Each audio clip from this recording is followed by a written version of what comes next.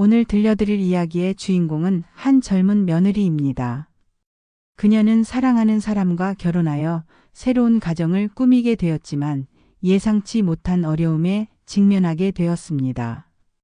바로 시어머니와의 관계였습니다. 주인공은 본래 밝고 긍정적인 성격의 소유자였습니다.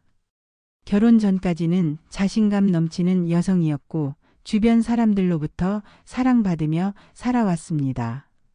그러나 결혼 후 시댁에서의 생활은 그녀에게 예상치 못한 시련을 안겨주었습니다. 시어머니는 며느리의 외모부터 시작해서 육아 방식, 부부간의 관계, 심지어 친정 배경까지 사사건건 문제 삼았습니다. 처음에는 참아보려 했던 그녀였지만 지속되는 비난과 간섭으로 인해 점점 자존감이 무너져 내렸습니다. 그럼에도 그녀는 포기하지 않았습니다. 자신의 존재 가치를 지키고 진정한 행복을 찾기 위해 용기 있는 결단을 내리게 됩니다. 과연 그녀는 어떤 선택을 하게 될까요? 지금부터 그 이야기를 들려드리겠습니다.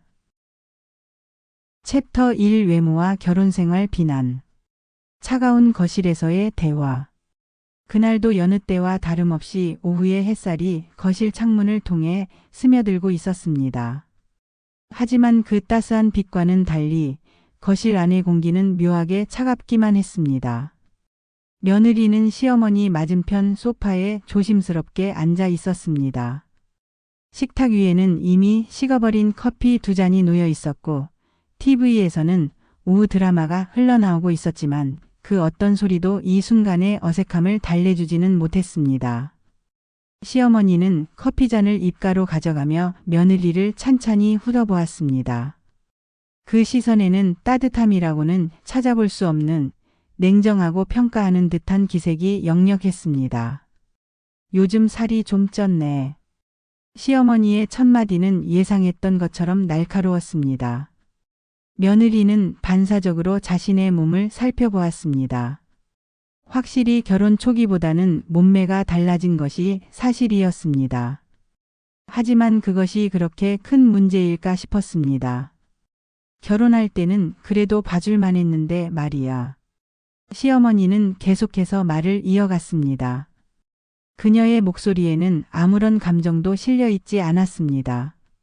마치 날씨 이야기를 하는 것처럼 담담했지만 그 말 한마디 한마디가 며느리의 가슴에 날카로운 칼날처럼 꽂혔습니다. 며느리는 입술을 꾹 다물고 있었습니다. 무엇이라 대답해야 할지 몰랐기 때문입니다. 아니, 정확히 말하면 어떤 대답을 해도 시어머니를 만족시킬 수 없다는 것을 이미 경험으로 알고 있었기 때문입니다. 점점 깊어지는 상처. 남자들은 원래 시각적인 동물이잖아. 아내가 이렇게 관리도 안 하고 살면 어떻게 생각하겠어? 시어머니의 말은 점점 더 직설적이 되어갔습니다. 그녀는 며느리의 표정 변화를 살피며 마치 자신의 말이 얼마나 효과적인지 확인하는 듯 했습니다. 며느리는 고개를 숙인 채로 자신의 손을 바라보았습니다. 결혼 반지가 햇빛에 반짝이고 있었지만 그 반짝임마저도 지금은 무의미하게 느껴졌습니다. 우리 아들이 밖에서 다른 여자들 보면서 비교하지 않겠어? 젊고 예쁜 여자들 말이야. 이 말을 들은 순간 며느리의 가슴이 철렁 내려앉았습니다. 시어머니는 단순히 외모에 대한 지적을 하는 것이 아니었습니다. 그녀는 며느리의 존재 자체를 흔들고 있었습니다. 남편분이 요즘 집에 일찍 안 들어오시는 것도 이해가 되네요. 시어머니의 목소리에는 이제 조롱하는 기세까지 섞여 있었습니다. 그녀는 며느리의 반응을 기다리는 듯 잠시 말을 멈췄습니다. 며느리는 가슴이 답답해지는 것을 느꼈습니다. 숨을 제대로 쉴 수가 없었습니다. 시어머니의 말들이 머릿속에서 맴돌았습니다. 정말 남편이 나를 그렇게 생각하고 있는 걸까? 정말 내가 그렇게 볼품없어 보이는 걸까? 존재를 부정당하는 고통. 처음에는 우리 아들이 어떤 여자를 데려오나 했는데 그때는 그래도 단정하고 깔끔해 보였어. 그런데 지금은 시어머니는 말끝을 흐리며 고개를 절레절레 저었습니다. 그 작은 동작 하나하나가 며느리에게는 큰 상처로 다가왔습니다. TV에서는 여전히 드라마가 흘러나오고 있었습니다. 화면 속 여주인공은 아름답고 우아한 모습으로 사랑을 받고 있었습니다. 며느리는 무의식 중에 그 모습과 지금의 자신을 비교하게 되었습니다. 여자가 결혼하고 나서 자기 관리를 포기하면 안 되는 건데, 특히 시집살이하는 며느리라면 더더욱 그렇지. 시어머니의 말은 계속되었습니다. 그녀는 마치 인생 선배로서 조언을 해주는 것처럼 말하고 있었지만 그 조언 속에는 따뜻함이라고는 전혀 찾아볼 수 없었습니다. 며느리는 자신도 모르게 거울을 찾고 있었습니다. 정말 그렇게 보기 싫을 정도로 변한 걸까? 남편이 정말 자신을 그런 시선으로 보고 있는 걸까? 무너져가는 자존감. 다른 집 며느리들 보면 결혼하고도 계속 예쁘게 꾸미고 다니던데, 그런 걸 보면 우리 며느리는, 시어머니는 다른 집과 비교하기 시작했습니다. 이것은 며느리에게 가장 듣기 힘든 이야기였습니다. 자신만 부족한 것처럼 느껴졌기 때문입니다. 며느리의 두 손이 무의식 중에 떨리기 시작했습니다. 커피잔을 들려고 했지만 손이 제대로 움직이지 않았습니다. 마음이 이렇게 흔들리는데 몸이 평정을 유지할 리 없었습니다. 남편한테 미안하지도 않아.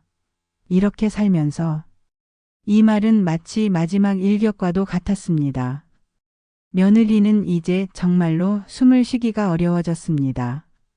가슴이 조여왔고 눈가에 뜨거운 것이 맺히는 것을 느꼈습니다. 하지만 그녀는 울 수 없었습니다. 시어머니 앞에서 눈물을 보이는 것은 더 큰 약점을 드러내는 것이라고 생각했기 때문입니다. 침묵 속의 다짐. 거실에는 잠시 침묵이 흘렀습니다. TV 소리만이 그 정적을 채우고 있었습니다. 시어머니는 만족한 듯 커피를 마시고 있었고 며느리는 고개를 숙인 채 자신의 무릎을 바라보고 있었습니다. 며느리는 이 순간 여러 가지 생각들이 머릿속을 스쳐 지나가는 것을 느꼈습니다. 정말 내가 잘못된 걸까? 아니면 시어머니가 너무 심한 걸까? 남편은 정말 나를 어떻게 생각하고 있을까? 하지만 무엇보다도 큰 것은 분노였습니다. 자신의 존재 자체를 부정당하는 것 같은 분노. 한 인간으로서의 존엄성을 무시당하는 것 같은 분노. 그 분노가 가슴 깊은 곳에서 조용히 타오르고 있었습니다. 앞으로는 좀 더 신경 쓰세요. 시어머니가 마지막으로 한 말이었습니다. 그녀는 일어서며 빈 커피잔을 들고 부엌으로 향했습니다. 마치 아무 일도 없었다는 듯이 말입니다. 며느리는 혼자 거실에 남겨졌습니다. 여전히 드라마는 흘러나오고 있었고 우의 햇살은 창문을 통해 들어오고 있었습니다. 하지만 그녀의 마음속은 깊은 겨울밤처럼 춥고 어두웠습니다. 그 순간 그녀는 다짐했습니다. 이런 식으로 자신을 잃어가며 살 수는 없다고. 자신의 존재 가치를 스스로 지켜내야 한다고. 다음 이야기에서는 시어머니의 간섭이 육아에까지 미치는 모습을 들려드리겠습니다. 과연 며느리는 어떤 선택을 하게 될까요? 챕터 2 육아와 가정 파괴자 낙인. 아이방 앞에 조용한 전쟁. 그날 오후 며느리는 평소보다 일찍 집에 돌아왔습니다.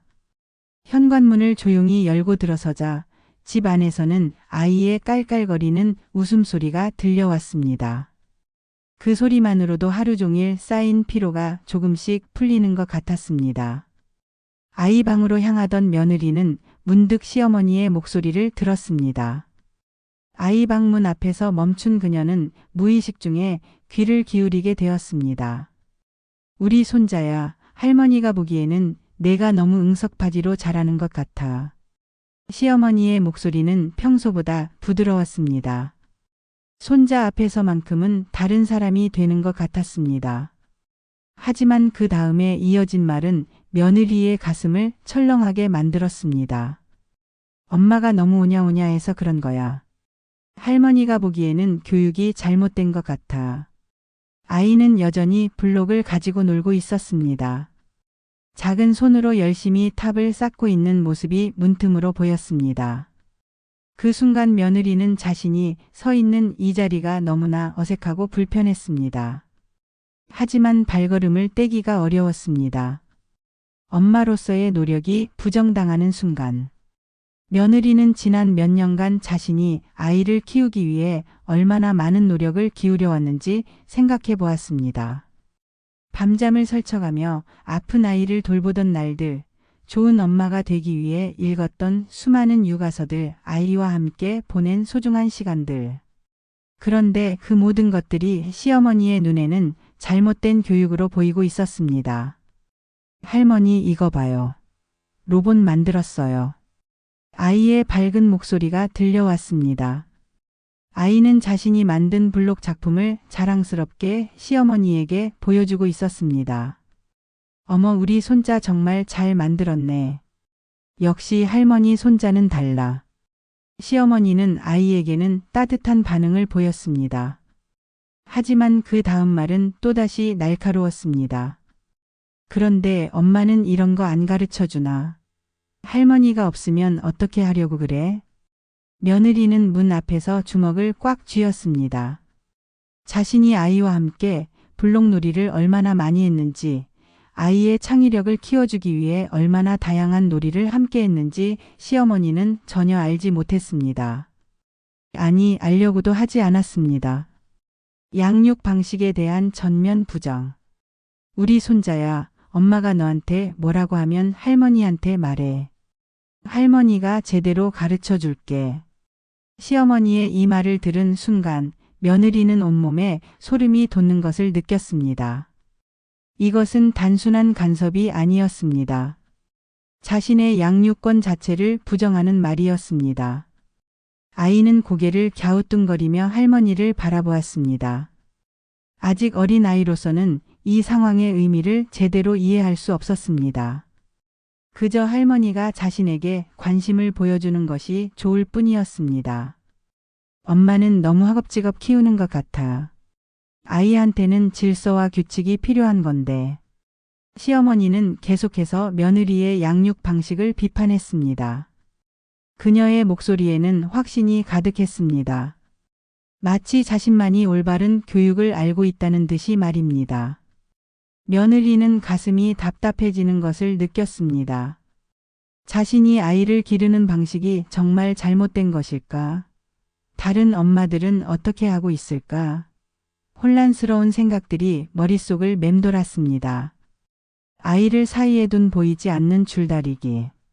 할머니, 엄마가 어제 그림책 읽어줬어요. 정말 재미있었어요. 아이가 순수한 마음으로 이야기했습니다. 며느리는 이 말을 듣고 조금이나마 안도했습니다. 아이가 자신과 함께한 시간을 즐거워했다는 것을 알 수 있었기 때문입니다. 하지만 시어머니의 반응은 예상과 달랐습니다. 그래? 어떤 책이었는데? 할머니가 보기에는 요즘 아이들 책들이 너무 자극적이야. 옛날 책들이 훨씬 교훈적이고 좋은데. 시어머니는 이렇게 말하며 며느리가 선택한 책마저도 은근히 폄하했습니다. 직접적으로 비판하지는 않았지만 그 말 속에는 너의 선택은 잘못됐다는 메시지가 숨어 있었습니다. 며느리는 이제 정말로 화가 나기 시작했습니다. 외모나 살림에 대한 지적은 그래도 참을 수 있었습니다. 하지만 자신의 아이, 자신이 그 무엇보다 소중히 여기는 아이에 대한 일까지 간섭하는 것은 도저히 참을 수 없었습니다. 모성 본능의 각성. 아이 방 안에서는 여전히 평화로운 놀이가 계속되고 있었습니다. 아이는 이번에는 크레용을 꺼내서 그림을 그리기 시작했습니다. 작은 손으로 열심히 색칠하는 모습이 사랑스러웠습니다. 할머니, 이건 우리 가족이에요. 아이가 그린 그림을 자랑스럽게 보여주었습니다. 그림 속에는 아빠, 엄마, 아이, 그리고 할머니까지 모두 그려져 있었습니다. 아이에게는 모든 가족이 소중한 존재였습니다. 어머, 정말 잘 그렸네. 그런데 엄마 얼굴이 좀 이상하지 않니? 실제로는 더 뚱뚱한데. 시어머니의 이 말에 며느리는 더 이상 참을 수 없었습니다. 아이 앞에서 자신을 이렇게 비하하는 것은 아이에게도 좋지 않은 영향을 줄 것이 분명했습니다. 하지만 그녀는 아직 들어갈 타이밍을 잡지 못하고 있었습니다. 이미 대화에 끼어들기에는 어색한 상황이 되어버렸기 때문입니다. 교육관의 근본적 차이. 우리 손자는 정말 똑똑해. 하지만 엄마가 너무 자유롭게 키우는 것 같아서 걱정이야. 시어머니는 아이를 칭찬하면서도 동시에 며느리를 비판하는 교묘한 방법을 사용했습니다. 이런 식의 대화는 아이에게 혼란을 줄 수 있었습니다. 할머니가 보기에는 아이들은 어려서부터 엄격하게 키워야 해. 너무 사랑만 주면 버릇 없어져. 이 말을 들은 며느리는 자신의 교육관과 시어머니의 교육관이 근본적으로 다르다는 것을 깨달았습니다. 자신은 아이에게 충분한 사랑과 자유를 주며 아이의 개성을 존중하고 싶었습니다. 하지만 시어머니는 규칙과 통제를 더 중요하게 생각하는 것 같았습니다. 엄마가 이렇게 키우면 나중에 사회에 나가서 적응 못해.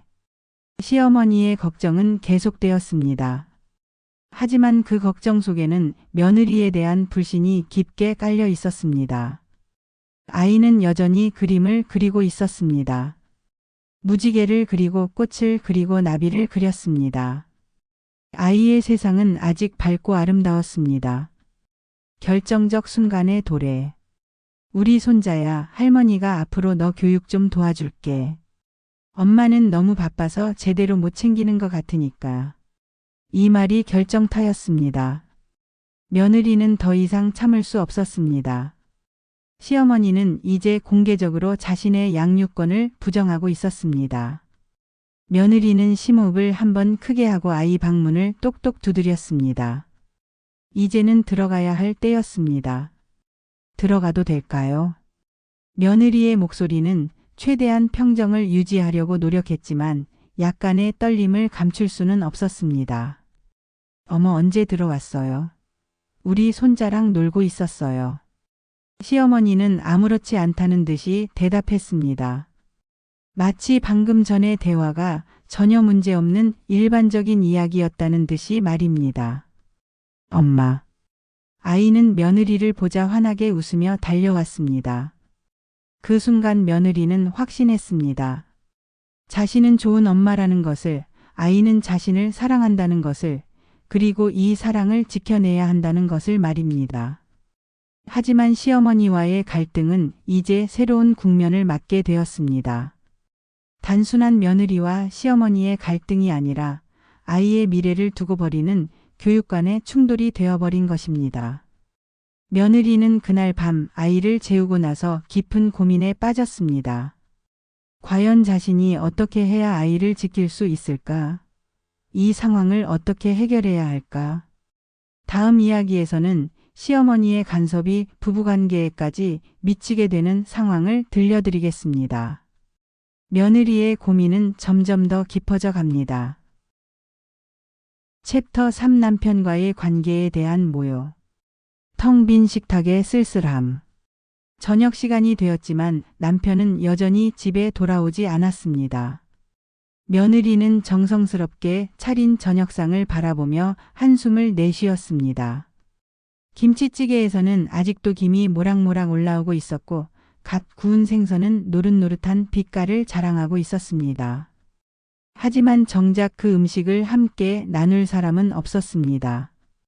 아이는 이미 저녁을 먹고 방에서 놀고 있었고 시어머니는 거실에서 TV를 보고 있었습니다.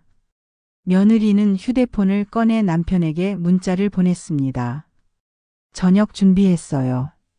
언제 들어오세요? 하지만 답장은 오지 않았습니다. 이런 일이 요즘 부쩍 잦아졌습니다. 주방에서 혼자 서 있는 며느리의 뒷모습은 말할 수 없이 쓸쓸해 보였습니다.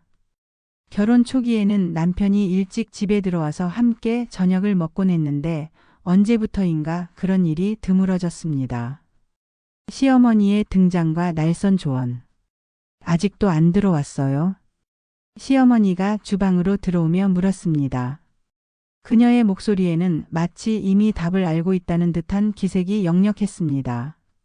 네, 회사 일이 많나 봐요. 며느리는 최대한 평온한 목소리로 대답했습니다. 하지만 마음 한편으로는 남편이 정말 회사에서 일을 하고 있는 건지 아니면 다른 곳에 있는 건지 의심스러웠습니다. 그래요. 회사 일이라. 시어머니는 의미심장한 표정을 지으며 식탁을 둘러보았습니다. 아직 손도 대지 않은 음식들이 가득했습니다. 우리 아들이 요즘 집에 일찍 안 들어오는 것도 이유가 있을 거예요. 시어머니의 이 말에 며느리는 가슴이 철렁했습니다. 무슨 말을 하려는 것인지 대충 짐작이 갔기 때문입니다. 집에 들어와도 편하지 않으니까 그렇겠죠. 역시나 시어머니의 말은 며느리가 예상한 방향으로 흘러갔습니다. 남편이 집에 늦게 들어오는 것도 결국 며느리 탓이라는 것이었습니다. 남편을 향한 무조건적 편들기. 며느리는 반찬을 하나씩 냉장고에 넣기 시작했습니다. 어차피 남편이 없으면 이 많은 음식을 다 먹을 수도 없었습니다. 그 모습을 지켜보던 시어머니가 계속해서 말을 이어갔습니다. 남자들은 원래 집에서 편해야 밖에서 힘들게 일한 것도 잊고 쉴 수 있는 건데. 시어머니의 목소리에는 확신이 가득했습니다. 마치 오랜 인생 경험을 바탕으로 한 진리를 말하는 것처럼 들렸습니다. 우리 아들이 얼마나 힘들게 일하는데 집에 와서까지 스트레스 받으면 어떡해요. 며느리는 김치찌개 냄비를 들고 있던 손을 잠시 멈췄습니다. 자신도 일을 하고 있다는 사실을 시어머니는 늘 잊는 것 같았습니다. 아니, 잊는 것이 아니라 애초에 중요하게 여기지 않는 것 같았습니다. 직장에서 상사한테 치이고 동료들과 경쟁하고 그런 스트레스가 얼마나 큰데. 시어머니는 아들의 고충을 하나하나 나열했습니다. 하지만 며느리의 고충에 대해서는 단 한 번도 언급하지 않았습니다. 며느리도 직장을 다니고 있었습니다. 그녀도 매일 아침 일찍 일어나서 출근하고 하루 종일 일하고 퇴근해서는 집안일과 육아까지 해내고 있었습니다. 하지만 그런 것들은 시어머니에게는 일로 인정받지 못하는 것 같았습니다. 일방적인 희생 강요. 며느리가 좀 참아주고 이해해줘야 하는 거 아니에요. 시어머니의 이 말에 며느리는 더 이상 참을 수 없었습니다. 하지만 직접적으로 반박하기는 어려웠습니다. 그렇게 하면 버릇없는 며느리라는 낙인이 찍힐 것이 뻔했기 때문입니다. 남편이 힘들어하면 더 따뜻하게 감싸줘야 하는 거예요. 그게 아내의 역할이죠. 시어머니는 마치 어떤 교과서를 읽는 것처럼 말했습니다. 그 교과서에는 아내의 희생과 참을성만이 적혀 있는 것 같았습니다. 며느리는 찬물에 손을 담그며 생각했습니다. 그럼 나는 누가 감싸주나? 나는 누구에게 위로받나? 내가 힘들 때는 누가 이해해주나? 하지만 이런 질문들을 입 밖으로 내뱉을 수는 없었습니다. 그런 말을 하는 순간 이기적인 며느리라는 비난을 받을 것이 뻔했기 때문입니다. 부부 갈등의 씨앗 뿌리기. 요즘 우리 아들 표정이 안 좋던데 집에서 무슨 일 있었어요? 시어머니가 갑자기 날카로운 질문을 던졌습니다. 며느리는 고개를 들어 시어머니를 바라보았습니다. 별일 없었는데요. 며느리는 조심스럽게 대답했습니다. 실제로 최근에 남편과 작은 다툼이 있었지만 그것을 시어머니에게 말할 필요는 없다고 생각했습니다. 정말요? 우리 아들이 그냥 그럴 리가 없는데.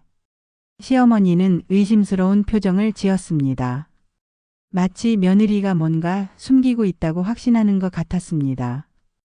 혹시 집에서 윽박지르거나 그런 거 아니에요? 남자들은 그런 거 정말 싫어하거든요. 이 말을 들은 순간 며느리는 어이가 없었습니다. 자신이 언제 남편을 윽박질렀다는 것인지 이해할 수 없었습니다. 아무리 남편이라도 너무 함부로 대하면 안 되죠. 특히 우리 아들 같은 사람은 자존심이 센 편이니까. 시어머니는 계속해서 며느리를 비난했습니다. 구체적인 근거도 없이 단지 추측만으로 며느리를 몰아붙이고 있었습니다. 외로움의 심화. 며느리는 설거지를 하면서 눈물이 날 것 같았습니다. 남편은 집에 들어오지 않고 시어머니는 계속해서 자신을 비난하고 그 누구도 자신의 편이 되어주지 않는 현실이 너무나 서러웠습니다. 남편한테 미안하다는 마음을 가져야 해요. 그 사람이 얼마나 힘들게 돈 벌어서 이 집을 유지하는데. 시어머니의 말은 끝날 줄 몰랐습니다. 며느리도 일을 해서 가게에 보탬이 되고 있다는 사실은 완전히 무시되고 있었습니다. 아무리 화가 나도 참아야 해요. 부부싸움이라는 게 결국 여자가 참으면 끝나는 거거든요. 이 말에 며느리는 정말로 화가 났습니다. 왜 항상 여자만 참아야 하는가? 왜 남편의 잘못은 이해해주고 며느리의 고충은 무시하는가? 우리 아들이 혹시 화를 내거나 그래도 이해해줘야 해요. 남자들은 원래 감정 표현이 서툴러서 그런. 챕터 4 친정 비하와 모유. 평온한 오후의 급작스러운 변화. 그날 오후는 유난히 조용했습니다. 아이는 낮잠을 자고 있었고 거실에는 따스한 햇살이 비치고 있었습니다. 며느리는 거실 한편에 놓인 작은 액자를 정리하고 있었습니다. 그 안에는 친정 가족들과 함께 찍은 사진이 들어 있었습니다. 사진 속에는 어머니, 아버지, 그리고 어린 시절의 자신이 환하게 웃고 있었습니다. 오래된 사진이었지만 그때의 행복했던 기억들이 고스란히 느껴졌습니다. 며느리는 잠시 그 시절을 그리워하며 미소를 지었습니다. 하지만 그 평온한 순간은 오래가지 못했습니다. 시어머니가 조용히 거실로 들어오며 며느리가 들고 있는 액자를 유심히 바라보았습니다. 친정 사진이네요. 시어머니의 목소리는 평소보다 낮고 조심스러웠습니다. 하지만 그 조심스러움 속에는 묘한 긴장감이 숨어 있었습니다. 며느리는 고개를 들어 시어머니를 바라보았습니다. 뭔가 불길한 예감이 들었지만 일단 정중하게 대답했습니다. 네, 예전에 찍은 가족 사진이에요. 은밀한 공격의 시작. 시어머니는 며느리 옆에 앉으며 사진을 더 자세히 들여다보았습니다. 그녀의 표정에는 관심보다는 평가하는 듯한 기색이 역력했습니다. 어머니는 어떻게 지내세요? 시어머니가 물었습니다.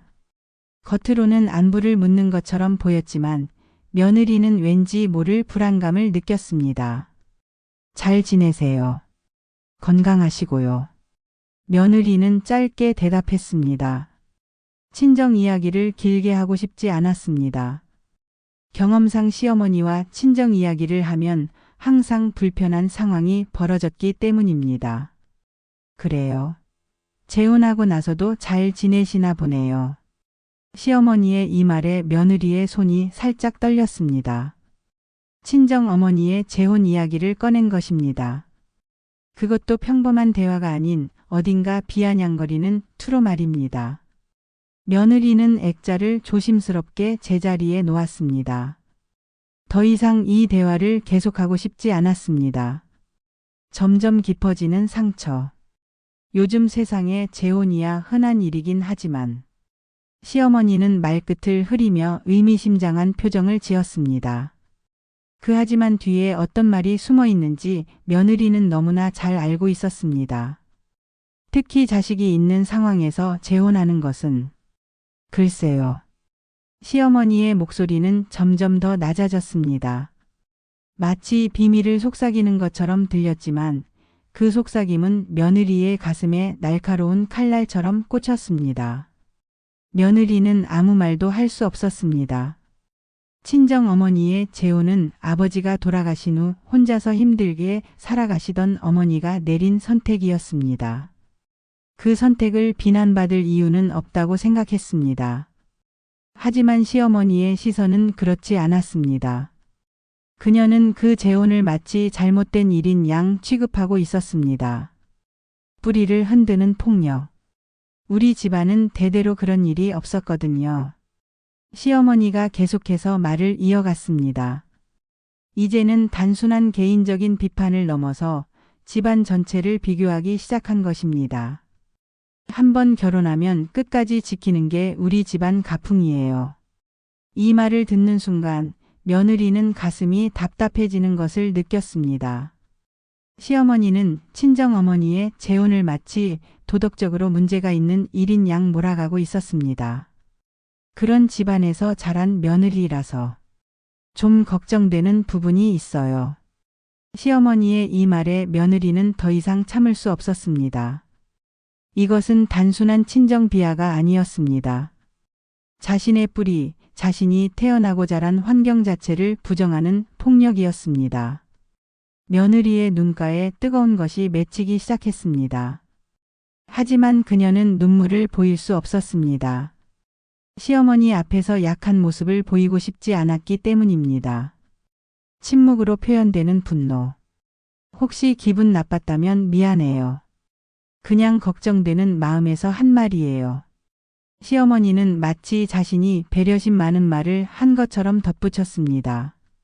하지만 그 말 속에는 진정한 사과의 마음이 담겨 있지 않았습니다. 며느리는 고개를 숙이고 있었습니다. 무엇이라 대답해야 할지 몰랐기 때문입니다. 기분 나쁘지 않다고 말하면 거짓말이 되고 기분 나쁘다고 말하면 더 큰 갈등이 생길 것 같았습니다. 그런 환경에서 자랐으니까 결혼 생활에 대한 생각도 좀 다를 수 있잖아요. 시어머니는 계속해서 며느리를 몰아붙였습니다. 이제는 직접적으로 며느리의 결혼관까지 의심하기 시작한 것입니다. 며느리는 주먹을 꽉 쥐었습니다.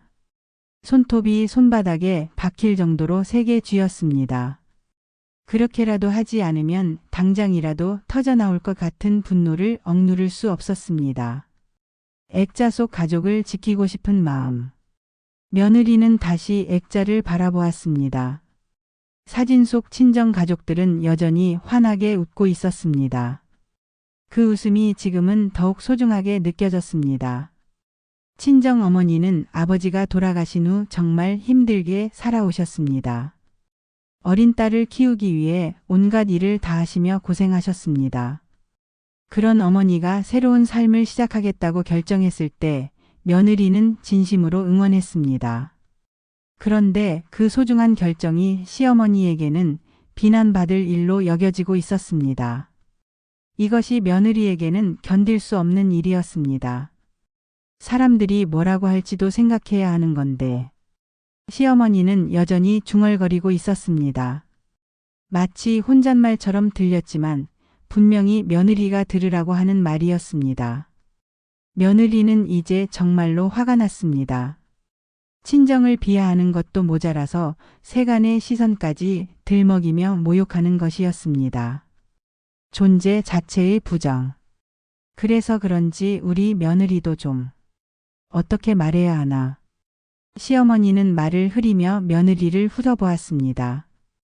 그 시선에는 실망과 경멸이 섞여 있었습니다. 뭔가 부족한 것 같아요. 다른 집 며느리들에 비해서 말이에요. 이 말에 며느리는 마침내 고개를 들어 시어머니를 똑바로 바라보았습니다.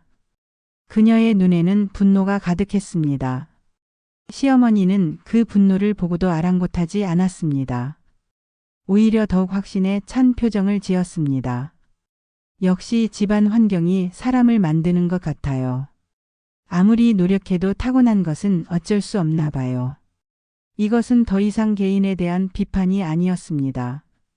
며느리의 존재 자체, 그녀가 태어나고 자란 모든 것을 부정하는 말이었습니다. 며느리는 더 이상 참을 수 없었습니다. 하지만 그래도 예의를 지키려고 노력했습니다. 죄송하지만 좀 쉬고 싶어요. 며느리가 간신히 말을 꺼냈습니다. 목소리가 떨리고 있었습니다. 마지막 일격. 아, 그래요? 그럼 쉬세요. 시어머니는 마치 아무 일도 없었다는 듯이 일어났습니다. 하지만 문 앞에서 다시 한번 돌아보며 마지막 말을 던졌습니다. 그런데 우리 손자만큼은 제대로 키웠으면 좋겠어요. 친정 쪽 영향을 받지 않게 말이에요. 이 말이 결정타였습니다. 시어머니는 이제 아이에게까지 친정의 영향이 미치는 것을 차단하겠다고 선언한 것입니다. 며느리는 그제서야 시어머니의 진짜 의도를 깨달았습니다. 단순히 자신을 괴롭히려는 것이 아니라 아예 친정과의 연결고리를 끊어버리려는 것이었습니다.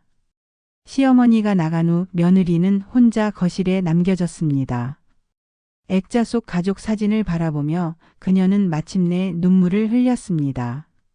하지만 그 눈물은 슬픔만의 눈물이 아니었습니다. 분노와 결심이 섞인 눈물이었습니다. 선을 넘은 모욕에 대한 각성. 며느리는 액자를 가슴에 안고 생각했습니다. 자신에 대한 비난은 그래도 참을 수 있었습니다. 하지만 소중한 가족을, 특히 힘들게 살아온 친정 어머니를 모욕하는 것은 절대 용서할 수 없었습니다. 더욱이 아이에게까지 친정의 영향을 차단하겠다는 말은 완전히 선을 넘은 것이었습니다. 아이에게는 외할머니도 소중한 가족인데 그 관계를 인위적으로 끊으려 한다는 것이었습니다. 며느리는 그날 밤 잠들기 전까지 많은 생각을 했습니다. 이제 더 이상 참을 수 없다는 생각, 자신과 자신의 가족을 지켜야 한다는 생각, 그리고 아이를 위해서라도 이 상황을 바꿔야 한다는 생각들이 머릿속을 맴돌았습니다. 액자 속 가족들의 웃는 얼굴을 바라보며 그녀는 다짐했습니다. 더 이상 이런 모욕을 당하며 살 수는 없다고. 자신의 뿌리와 가족의 존엄성을 지켜내겠다고 말입니다.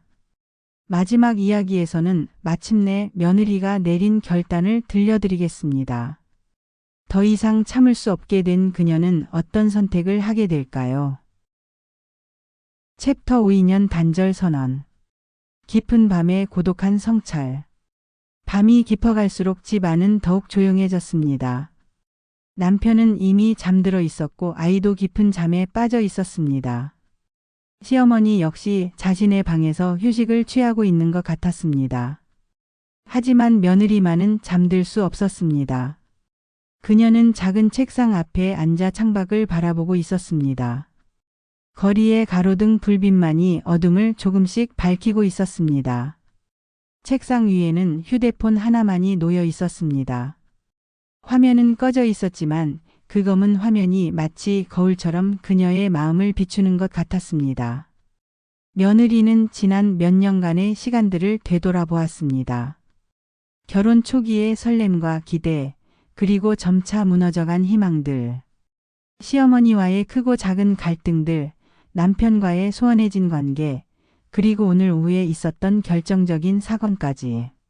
마지막 한계선의 붕괴. 그녀는 오늘 오후 시어머니가 한 말들을 다시 한번 떠올려 보았습니다. 친정을 비하하고 어머니의 재혼을 조롱하며 심지어는 아이에게까지 친정의 영향을 차단하겠다고 한 그 말들. 더 이상은 안 되겠어. 며느리는 조용히 중얼거렸습니다. 그 목소리에는 지금까지 느껴보지 못한 단호함이 실려 있었습니다. 그동안 그녀는 참는 것이 미덕이라고 생각했습니다. 며느리로서 시어머니를 공경하는 것이 당연하다고 여겼습니다. 가정의 평화를 위해서는 자신이 희생하는 것이 맞다고 믿었습니다. 하지만 이제는 달랐습니다. 시어머니의 행동은 단순한 간섭이나 잔소리의 수준을 완전히 벗어났습니다. 그것은 한 인간의 존재 자체를 부정하고 인격을 모독하는 일이었습니다. 자아찾기의 시작. 며느리는 거울 속 자신의 모습을 바라보았습니다. 언제부터인가 그 얼굴에는 생기가 사라져 있었습니다. 항상 눈치를 보고 비위를 맞추고 자신의 감정을 억누르며 살아온 결과였습니다. 이게 정말 내 모습일까? 그녀는 자문해 보았습니다. 결혼 전에 자신은 이렇지 않았습니다. 자신감 넘치고 당당하고 자신의 의견을 명확히 표현할 줄 아는 사람이었습니다. 하지만 시어머니의 끊임없는 비난과 간섭 속에서 그런 모습들이 하나씩 사라져갔습니다. 마치 서서히 자신을 잃어가고 있는 것 같았습니다. 더 이상 이렇게 살 수는 없어. 며느리는 더욱 확고한 목소리로 말했습니다. 이번에는 정말로 무언가를 결심한 것 같았습니다. 용기 있는 결단의 순간. 그녀는 휴대폰을 들고 메모장을 열었습니다. 그리고 조용히 글을 적기 시작했습니다. 오늘부터 시어머니와의 인연을 끊기로 결심한다. 첫 문장을 적고 나니 손이 떨렸습니다. 하지만 동시에 가슴 깊은 곳에서 뭔가 시원한 기분이 올라왔습니다. 더 이상 모욕과 비하를 참지 않겠다. 나의 존재 가치를 스스로 지키겠다. 글을 적어가면서 그녀의 마음은 점점 더 명확해졌습니다. 이것은 단순한 감정적인 결정이 아니었습니다. 자신의 인생을 되찾기 위한 이성적이고 필요한 선택이었습니다. 아이를 위해서도 이 결정은 옳다. 아이는 엄마가 당당하고 자존감 있는 모습을 보며 자라야 한다. 그녀는 아이를 생각했습니다. 만약 자신이 계속해서 굴복하고 참기만 한다면 아이는 어떤 가치관을 갖게 될까요? 약한 사람은 강한 사람에게 무조건 굴복해야 한다고 배우게 될까요? 새로운 삶에 대한 다짐. 며느리는 창밖을 다시 바라보았습니다. 어둠 속에서도 새벽이 오고 있다는 것을 느낄 수 있었습니다. 하늘 한편이 조금씩 밝아지기 시작했습니다. 내일부터는 다르게 살겠어. 그녀는 스스로에게 약속했습니다. 더 이상 시어머니의 눈치를 보지 않겠다고, 부당한 대우를 받으면 당당히 거부하겠다고, 자신과 자신의 가족을 지키겠다고 말입니다. 물론 쉽지 않을 것이라는 것을 알고 있었습니다. 가족들의 반대도 있을 것이고 주변 사람들의 시선도 부담스러울 것입니다. 하지만 그래도 이 길이 옳다는 확신이 들었습니다. 시어머니와는 앞으로 최소한의 인사만 하겠다. 그리고 마지막 인사는 영정사진 앞에서만 하겠다. 이 결심을 하는 순간 그녀는 이상하게도 평온함을 느꼈습니다. 오랫동안 가슴을 짓누르고 있던 무거운 짐이 조금씩 내려놓아지는 것 같았습니다. 해방감과 슬픔의 교차. 하지만 동시에 약간의 슬픔도 느껴졌습니다. 원래는 가족이 되고 싶었습니다. 시어머니와도 친밀한 관계를 맺고 서로를 이해하고 존중하는 사이가 되고 싶었습니다. 결혼할 때의 꿈은 그런 것이었습니다. 화목한 대가족이 되어서 명절에는 함께 모이고 아이의 성장 과정을 함께 지켜보고 서로에게 힘이 되어주는 그런 관계 말입니다. 하지만 현실은 너무나 달랐습니다. 시어머니는 처음부터 그녀를 가족으로 받아들일 생각이 없었던 것 같았습니다. 오히려 끊임없이 밀어내고 비하하고 모욕했습니다. 이제는 그런 꿈을 포기해야겠어. 며느리는 쓴웃음을 지었습니다. 포기한다는 것은 슬픈 일이었지만 동시에 현실을 받아들이는 성숙한 태도이기도 했습니다. 미래에 대한 새로운 비전. 그녀는 앞으로의 삶을 그려보았습니다. 시어머니와의 갈등에 에너지를 소모하는 대신 그 에너지를 자신과 아이를 위해 사용하겠다고 생각했습니다. 더 좋은 엄마가 되기 위해 노력하고 자신의 일에도 더 집중하고 진정한 인간관계를 만들어 나가겠다고 다짐했습니다. 아이에게는 당당한 엄마의 모습을 보여주자. 이것이 그녀의 가장 큰 목표였습니다. 아이가 자라서 어떤 어려움에 직면했을 때 굴복하지 않고 당당하게 맞서는 법을 배우기를 원했습니다. 그리고 남편과의 관계도 다시 생각해 봐야겠어. 남편 역시 이 상황에서 자유롭지 못했습니다. 어머니와 아내 사이에서 힘들어하는 것도 이해했습니다. 하지만 더 이상 일방적으로 참아줄 수는 없었습니다. 새벽의 다짐.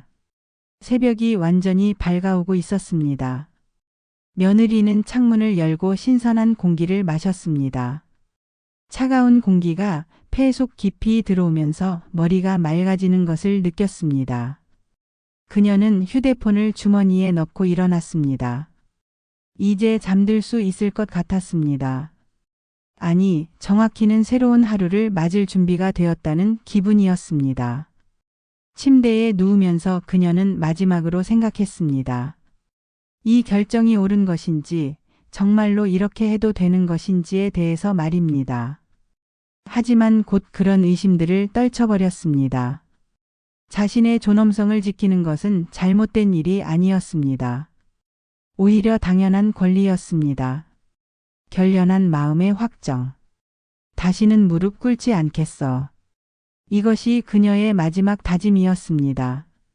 시어머니가 아무리 압박해도, 주변에서 아무리 비난해도 자신의 결정을 후회하지 않겠다는 의지였습니다. 그녀는 천천히 눈을 감았습니다. 오랜만에 마음이 평온했습니다. 물론 앞으로 많은 어려움이 있을 것입니다. 하지만 적어도 자신을 잃지는 않을 것 같았습니다.